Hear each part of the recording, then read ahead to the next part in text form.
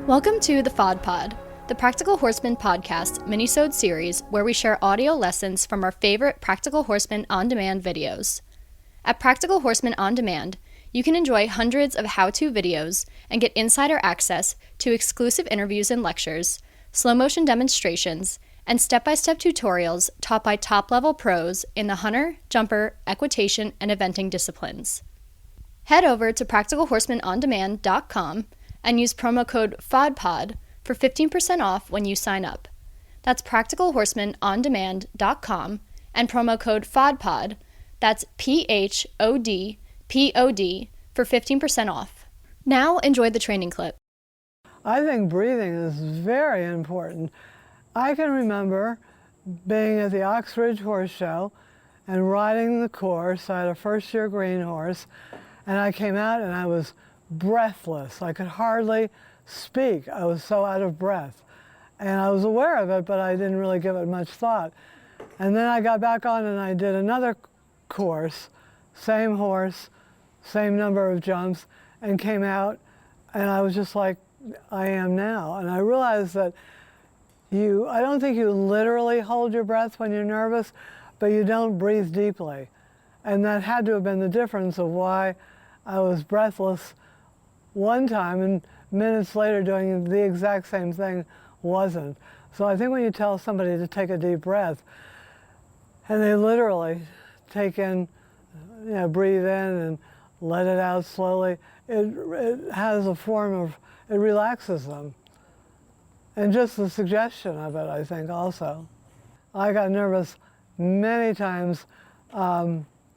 The saying goes that you're either afraid of getting hurt or afraid of making a mistake. And I think my fear was making a mistake. But I definitely had problems with nerves. I showed a lot at the big shows, and I did hunters and jumpers, I did 4-foot, I showed everything. But I think, and I did well. I had a very good eye and a very good natural feel for a horse, but I think I would have done better if I wasn't nervous. But I had to fight nerves at the in-gate.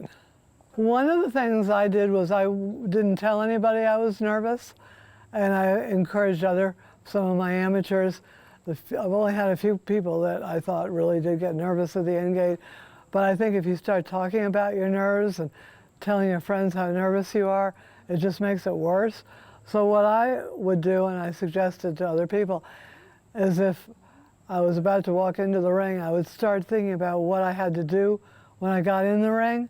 I would, instead of sitting there going, I'm so worried, or I'm not sure if my horse is going to jump that second jump over there that's spooky looking, I would just roll a film in my head of jumping in beautifully, cantering down the line, jumping the second jump just the way I wanted. And then if I had to think of something that particular horse needed, I'd be thinking of that. I think filling your head with nerves, it's almost like a luxury you can't afford. It's not at all productive.